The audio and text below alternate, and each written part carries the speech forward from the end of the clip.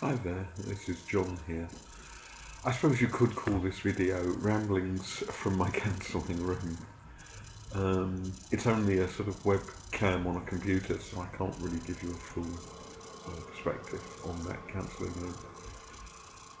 room. Why am I doing this video? I've been really trying to get to grips with life, the meaning of life, the universe and everything. And to any Hitchhiker's Guide to the Galaxy fans, of course, the answer is 42. And we don't know the question because the Earth is a giant computer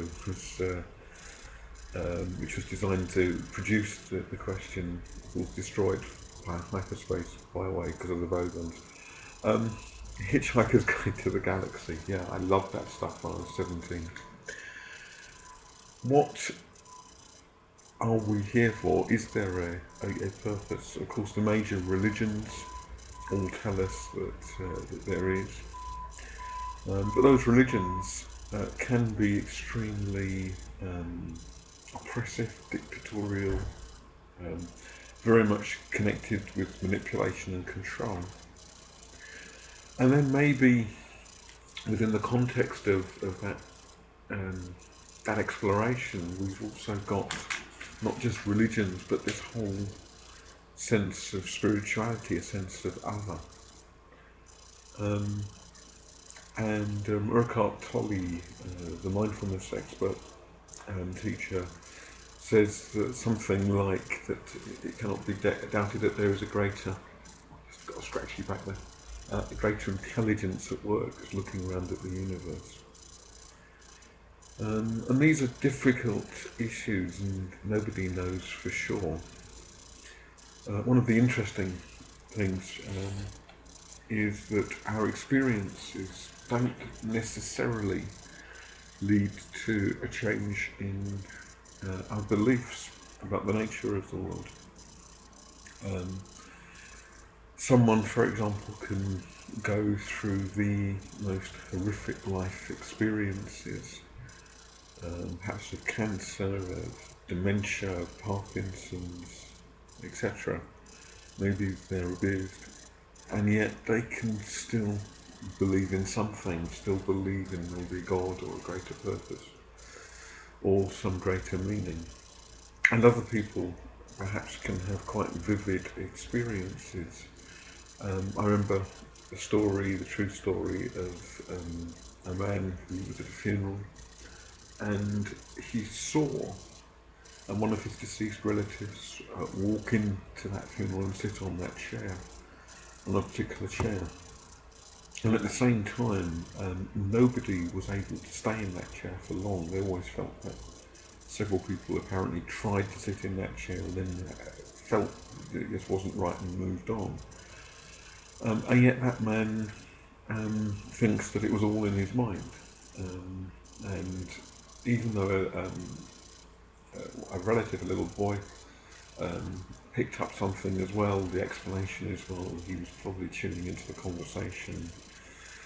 So there is the whole question of the relationship between our experiencing and our beliefs. And people can, on the one hand, have experiences that might be thought to contradict the idea of meaning, that contradict the idea of purpose, and yet still have that belief, that faith that there is a purpose. And other people can have quite vivid experiences that for many would be thought of as evidence for the survival, say, of the person beyond the death of the body, and yet still not believe. And I guess that if we go down deeper than that, it's about our fundamental assumptions about the nature of the world in which we live. For people who are materialists, people who believe, for example, in primacy of material reality, and that everything else, including human consciousness and consciousness of animals, etc., is just a froth or a byproduct of that. and that when the body dies, the consciousness goes. I guess they will believe that almost regardless of what of what experiences they have, even when those experiences clearly suggest something else. And for people, for others who strongly believe in the afterlife, who strongly believe in that spiritual dimension, I guess they can also maintain their beliefs, their faith, regardless of the very negative experiences that seem to contradict that. And that's why I would argue that atheism in itself is not a it's not particularly scientific. Materialism and materialistic philosophy is not scientific as such. It's a basis from which we then view and interpret the evidence that we have. When atheists say that there's no evidence for God, what I think they really mean is that they interpret the evidence in a particular way that is not compatible with their atheistic faith or belief. And I think that theists and monotheists do exactly the same thing. The key question is not whether there is evidence or not, because there is a whole wealth of evidence. The key question is about how we understand, view, and interpret that evidence. And so when it comes down to what do I believe, I find that very, very difficult to say. I have had more than enough experiencing of reality that suggests something beyond this life, a greater purpose.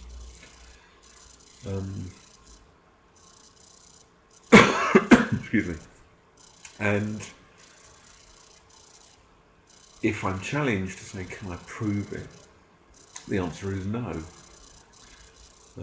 I cannot prove that my experience of sensing that the presence of my mother at the funeral, at her funeral, was anything other than a creation in my own brain. I can't prove that it's not. But equally, the man who saw the deceased elderly relative walk in to the church and take a seat cannot prove that his experience was an experience of something that is real. He cannot prove that it was just a figment of his imagination. And this is why, although materialists and atheists don't like to talk about faith, they say, well, faith isn't rational, faith is irrational. Well, actually, we have faith, or we exercise acts of faith in our life, all the way through our lives. The materialist and the atheist and the theist and the monotheist and the pantheist and the polytheist, we all have acts of faith. We trust maybe that this particular person is in fact trustworthy unless they prove otherwise. We have faith that that the car will keep on working unless it's gone wrong. We have faith, we have trust in our own experiencing, and that it gives us valid information. All the way through, we're all living some sort of faith, we're all on some sort of faith journey.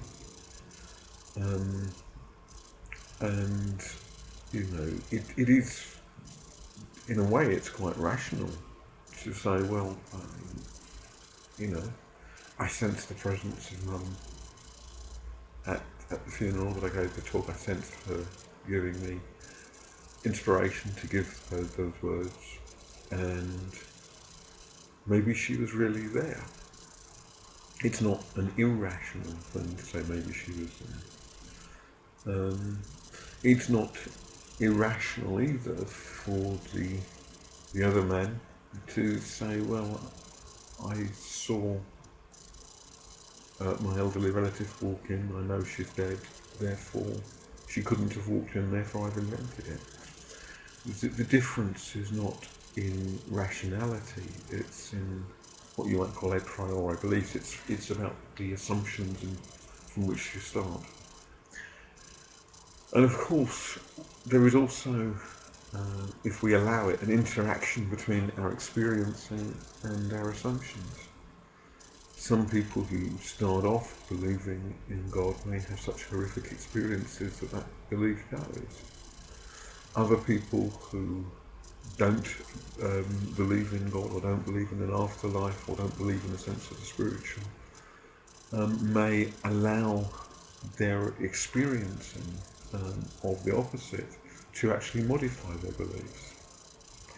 So either way, there can be an interaction and a dynamic as we interpret our experiences from the point of view of our assumptions.